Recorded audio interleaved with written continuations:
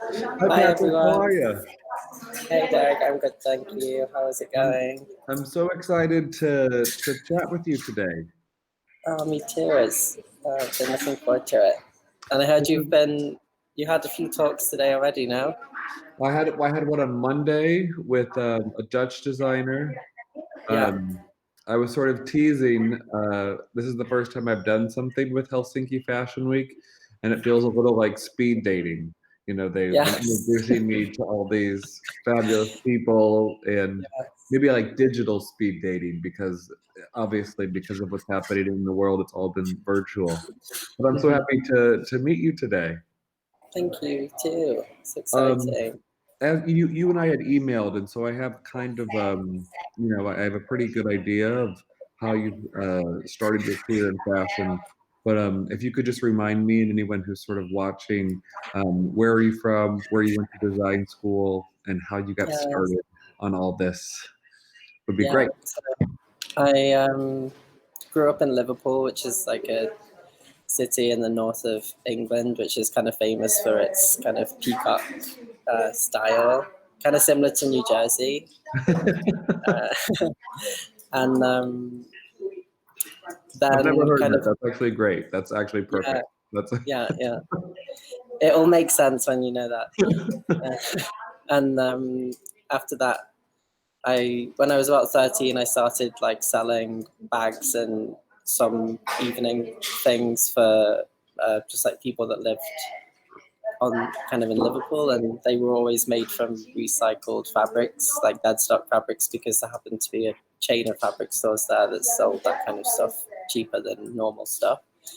And then I went to Central St. Martin's when I was 19 and kind of stopped selling things and just focused on learning how to design. And then in the middle of that, interned at Burberry for a year and kind of was really shocked at the amount of waste that fashion houses produce and the fact that the whole system kind of seems slightly not as modern as it could be. yeah.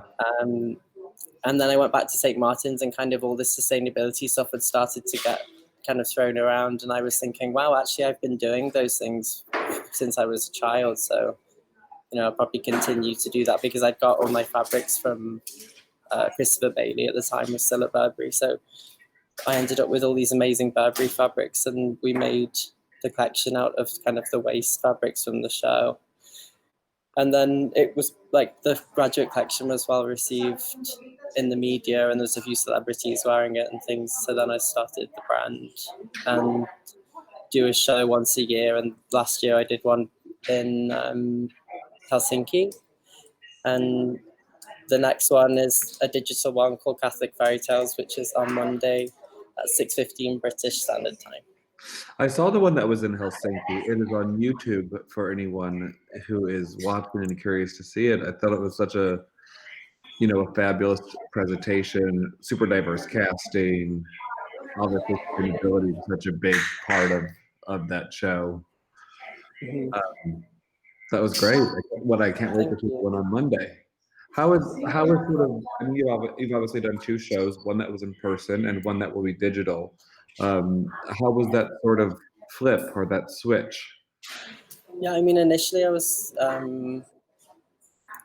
I think like anything you don't understand so well, you always imagine it's not going to be very much work.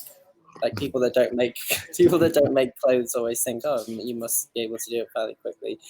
So uh, I had this idea that it would be like this super fast computer thing, but actually it's very respectful of the crafts that you have to use for um, pattern cutting and sewing, because if you don't know how to sew things together or you don't know how certain fabrics work with each other, then the computer system mimics real life. So if you've done it wrong, it looks wrong there too. Right.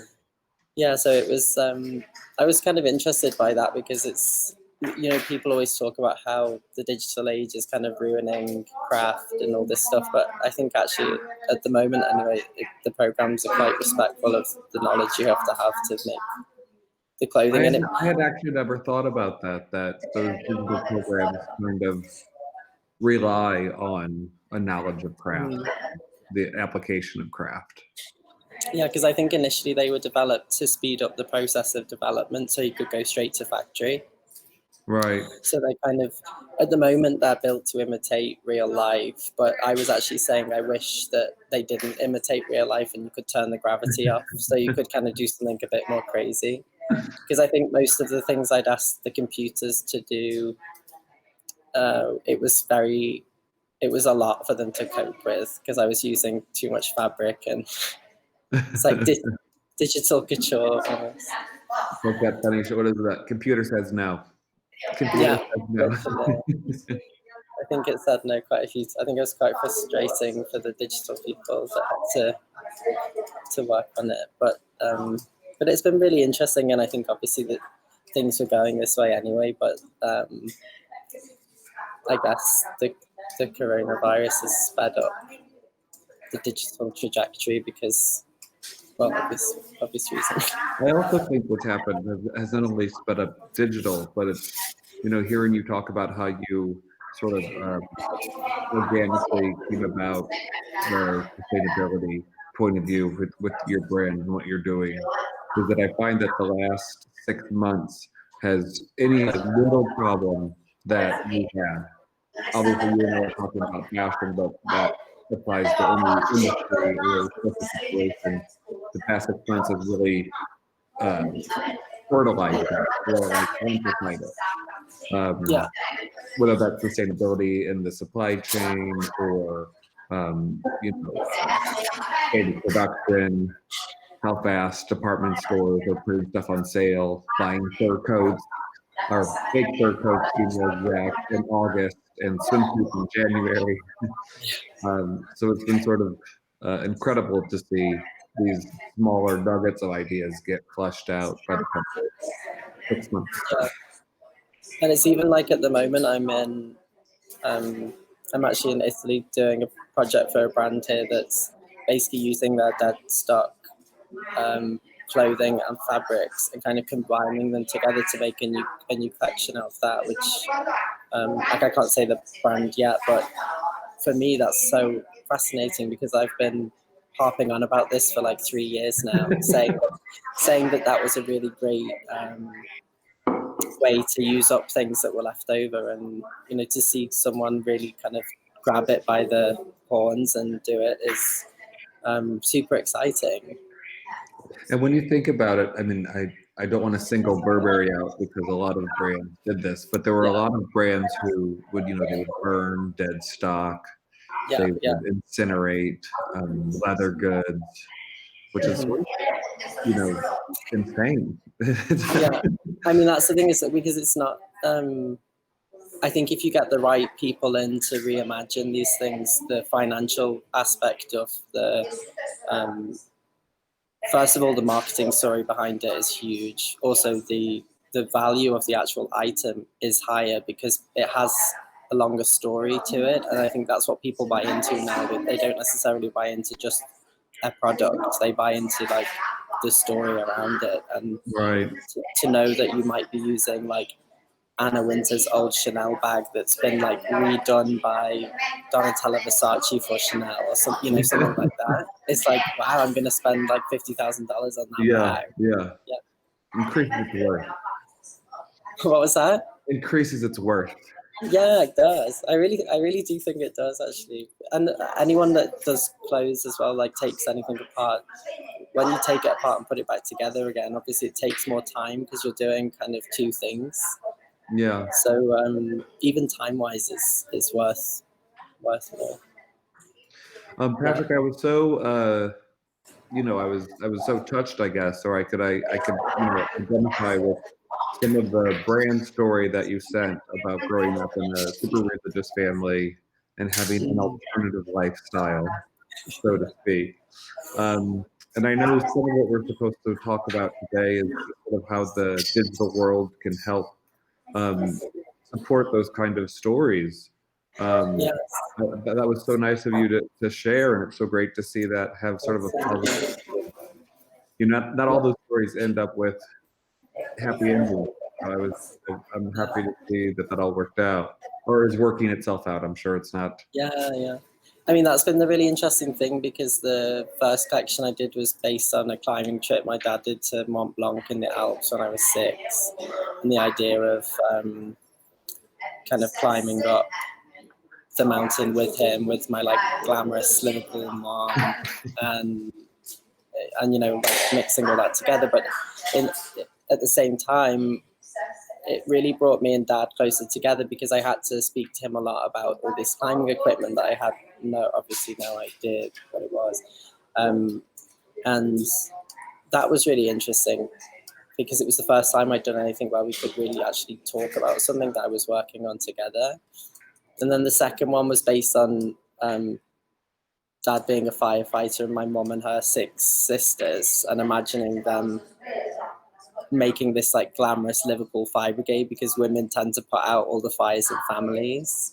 So that was really nice, because I spoke to all my aunties and asked them about all their favourite clothes over their lives. And there's 15 years between my mom and her eldest sister, so they have this kind of generational crossover of styles, which is like my eldest auntie was in like Mary Quant style dresses when she was 20 and stuff. So that was really fascinating. And then for this one about being a Catholic, I really wanted to look at how kind of gay, queer people are treated in kind of Catholic education and by the church itself, and kind of take that back and think, what would it look like if I made kind of a version of the Catholic Church that accepted all of us, and what would those robes look like? So that's the story behind this one. But in a weird way, I really feel like I've always found the emotional connection to clothes incredibly strong, but I do feel like developing these collections is therapy.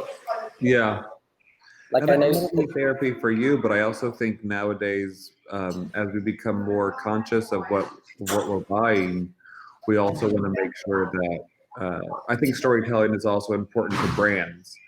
And I see that so much in what I do in the brands that I work with, is that as you are, building a brand and building your digital footprint, you need to have sort of something to say. Yeah. And I think it's sorry, go ahead. Oh no, I just think that it's interesting, because whereas before, maybe trying to express yourself in the physical world can be sometimes quite scary, depending on where it is that you live and the type of family you come from. Who you are in the digital world is quite freeing, as long as your parents don't have your Instagram. Yeah, exactly. or whatever. Search history. yes. But so I think that's even interesting, just thinking about how in the future, maybe when people have these kind of digital lives, they could experiment first there before then going on to be more open when they move to London and go to Central St. Martin's like I did. But it's also sort of amazing to see on YouTube that there's been this incredible, I'm a little bit older than you, Patrick. I won't say how much older than you, but a couple of years. And so when I was, a teenager or growing up, I didn't have access to men who wore makeup, girls who like girl, like in any of these sort of stuff, you really didn't even have access to it. So it's incredible to work at a company that now has made that such a big part of their core viewership. Yeah, and I think they have. It's. I think it's people the generation below me and the generation below that as well that are seeing it. There's another one below you. Oh, geez. I think now there's Oh, 2 below me. Yeah, because I think that's. Well, it's just really amazing to see it. Like everyone, especially like. I just think it's incredible, especially the makeup people are just so. I'm like, because I don't really wear that much makeup, and I look at them and I'm like, how did you do it?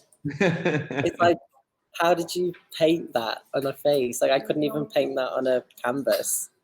I feel the same way. And also, as someone who sort of, I do all the fashion and the beauty content, and sometimes you're just like, oh my, you're using tools I've never seen before, and it's a very robust community and a very thorough process. Yeah, and they seem to have a lot of supporters as well. You know, like it really feels like a community from what I've seen. There's people have like these huge followings, and yeah, I mean, obviously there's always going to be people that say stupid things online, but I think for them, people seem to have these real like core followings of people, like James Charles's sisters. Yes, the Sister The Squad. sisters, yeah. And my friend was telling me he like releases stuff on his website and it's gone, Yeah. like within like seconds. But I think that also speaks to how people are so, happy to be a part of a community. Definitely, for sure. I like James Charles, and so the Sister Squad merchandise Mm, is not, it's not haute couture. I mean, it's like super cool and super comfy, but I yeah, think in that case, you're really you're supporting a community that you love and you believe in versus, you know, um, he doesn't do evening wear, so to speak. He doesn't. no. But I've even found that really interesting recently because I kind of my business is basically almost like a PR company disguised as a fashion designer centered around sustainability. So really, little expose. I don't actually sell clothes. I sell like experiences and Right. workshops, brand partnerships, and sustainability advice. But the clothes are in the middle of it. But that's not what people buy into the story of that. Yeah. But I don't really produce the clothes. I mean, it might be something that I change in the future, but at the moment it's working where I don't have to do it. But it's kind of going back to that thing of it's more about the story that you're telling rather than the individual garments. I think Yeah. now. And I also think it's so great for someone in your position where sustainability doesn't really feel like a marketing word anymore. Mm, It feels like it's a real thing.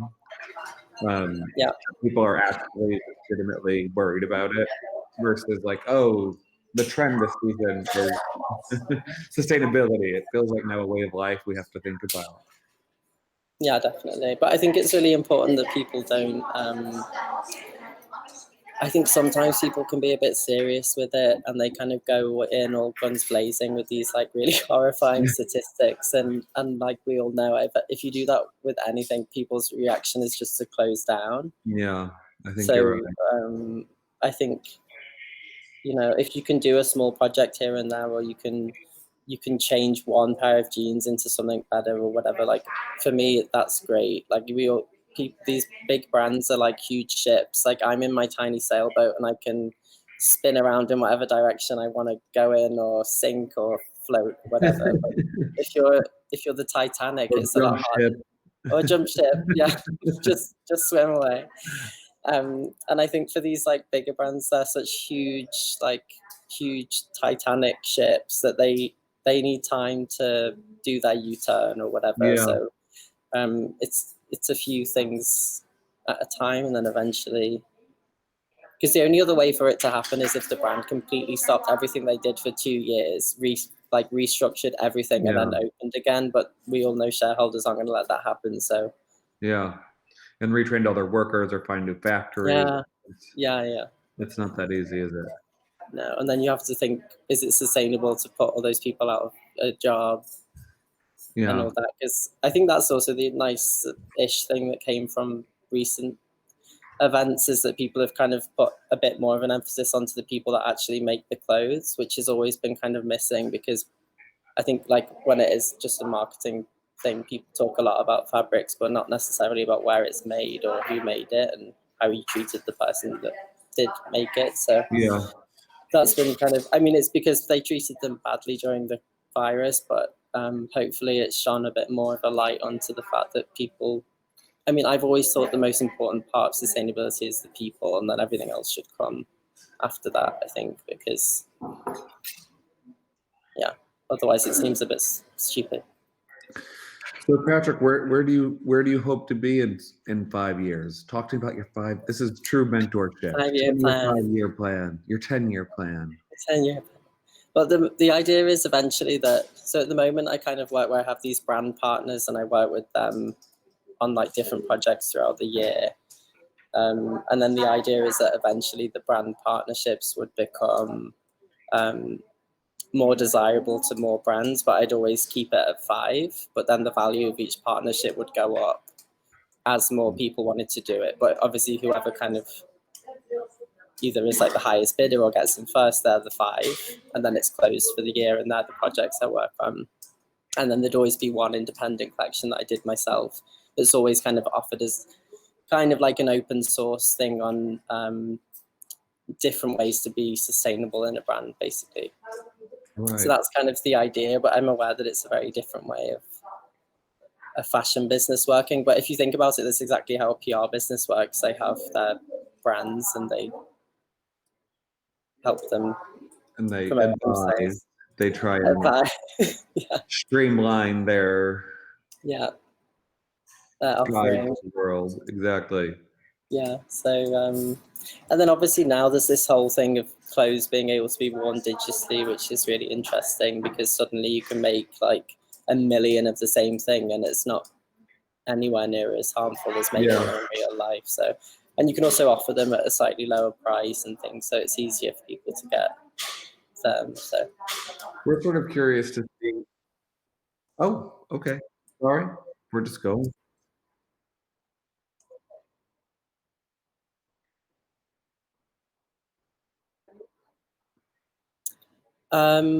it's Helsinki Fashion Week because it's important that the event that I'm showing the show at first has the same kind of sustainability ethics as the other stuff.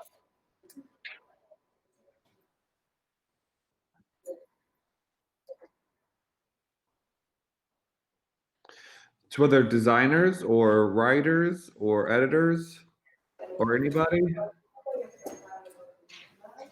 they don't specify. Yeah. I often get that question a lot, like, how do you get started in fashion? And the short answer of that question is, I interned all through college, and then I got my first job as an assistant at Vogue, and I was fired for a year. And I learned more in that 1 year than I did in my 4 years of journalism school. So the short answer of that is work hard and don't be afraid to fail. I really thought it was all over when I got fired, but it was actually just beginning. So that's the short answer.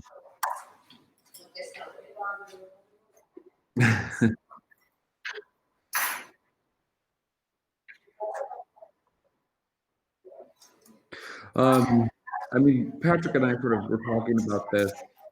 Um, I think I went to Copenhagen used to have the Sustainability Fashion Summit, and I went, I think, like the first time, maybe it was like 8 years ago. So sustainability, maybe it was longer. I'm actually scared to know how long it was. Well, the first time I went to one of these sustainability summits. So it's always been something I was sort of interested in. And then maybe 3 or 4 years ago, that sort of came back, um, almost like as a trend. Like this was like something that we needed to talk about.